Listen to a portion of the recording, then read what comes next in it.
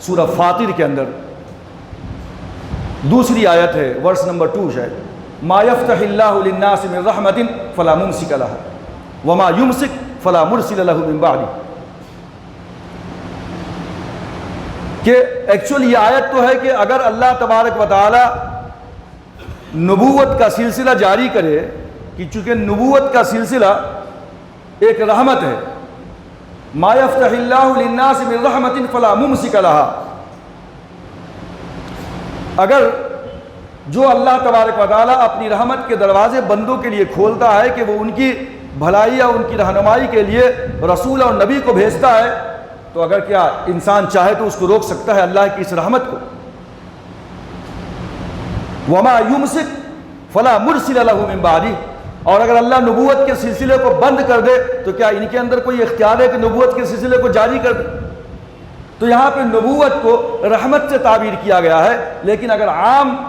حالات کے اندر اس آیت کا جائزہ لیں تو اللہ کی رحمت، اللہ کی برکت اور اللہ کی مغفرت اور اللہ کی طرف سے خیر اور بھلائی اگر کسی بندے کی قسمت میں لکھ دی جائے تو کیا کسی کو کوئی طاقت ہے کہ اس کو اس رحمت سے وہ دور کر دے؟ ما یفتح اللہ للناس من رحمت فلا ممسک لہا، کائنات میں کسی کو اس بات کی طاقت و قوت نہیں ہے کہ اللہ اگر کسی کے حق میں رحمت کا فیصلہ کر دے تو اس کو وہ روک لے، اور اگر کسی کے حق کے اندر وہ برائی کا فیصلہ کر دے تو کسی کے بس کی یہ طاقت نہیں ہے کہ جو ہے وہ اس برائی سے اس بندے کو بچا لے، بلکہ والقدر خیرہ وشرہ من اللہ تعالی، اچھی اور بری تقدیر اللہ تعالیٰ کی طرف سے۔ حضرت ابراہیم علیہ السلام نے جب اپنے باپ کے بنائے ہوئے ان تمام کے تمام بتوں کو توڑ ڈالا تھا تو اس کے بعد قوم کے لوگوں نے، باپ نے اور پورے رشتہ داروں نے کیا کہا تھا کہ بتوں کے توڑنے کی پاداش میں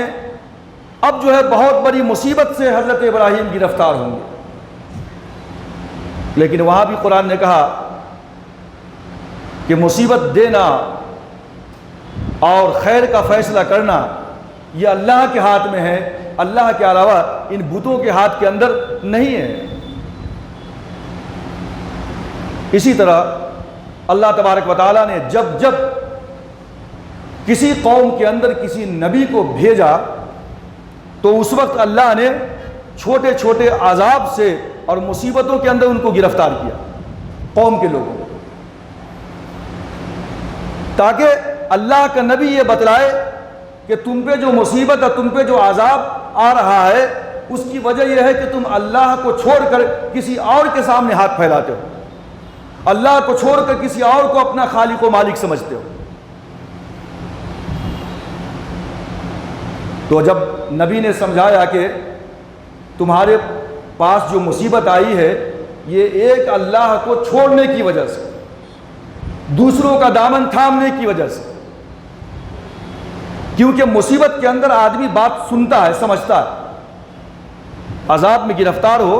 تو ایک نئی بات کو سنتا ہے، سمجھتا ہے، کوشش کرتا ہے۔ اب جو بھی نبی آتے تھے، باپ دادا کا دین تو یہ تھا کہ جو ہے مختلف معبودان باطل کی پرستش کرتے ہوئے لوگ آ رہے تھے، قالوا بل وجدنا آباءنا كذلك يفعلون، نبی سے ابراہیم علیہ السلام سے بھی قوم نے کہا نا اے نیا دین لے کر کے کیا آ گئے ہو تم، ہم تو اسی دین کے اوپر اپنے باپ دادا کو پایا ہے، وہ ایسے ہی کرتے ہوئے آئے ہیں، تم کیا نئی بات لے کر کے ہمارے سامنے آ گئے۔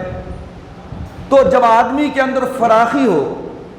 نعمتوں کی بارش ہو، بہت کسائش ہو، آسانیاں ہو، تو وہ مگن رہتا ہے اپنی زندگی کے اندر، اور جب مصیبت اور تکلیف کا سامنا ہوتا ہے تب وہ جو ہے کسی بات کو سننے کے لیے تیار ہوتا ہے۔ قرآن کے اندر ہے کہ جو ہے جب ہم ان کو فراخی عطا کرتے ہیں تو وہ آپے سے باہر ہو جاتے ہیں، اور جب ان کو جو ہے ہم مصیبت میں گرفتار کرتے ہیں تو لمبی لمبی دعائیں مانگتے ہیں اللہ کی بارگاہ کے اندر۔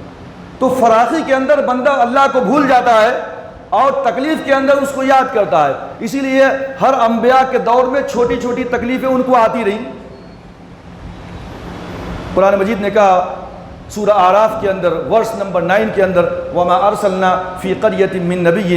إِلَّا أَخَذْنَا أَهْلَهَا بِالْبَأْسَاءِ وَالضَّرَّاءِ لَعَلَّهُمْ يَضَّرَّعُونَ، ہم نے کسی بستی کے اندر کسی نبی کو نہیں بھیجا کہ نبی کے بھیجنے کے بعد ہم نے اس قوم کو مصیبت میں، بأسائی وضرائی، تکلیف میں مبتلا کیا، لعلہم یضرعون، تاکہ ان کے اندر عاجزی اور انکساری آ جائے۔ تو تکلیف اور مصیبت کے اندر اللہ کو یاد کرنا ہے، نہ یہ کہ تکلیف اور پریشانی کے اندر اپنی پیشانیوں کو مختلف در کے اوپر جا کر ٹیکنا ہے یا مختلف دوسرے لوگوں سے مانگنا ہے۔ یہی اصل آدمی کے لیے امتحان کا وقت ہوتا ہے۔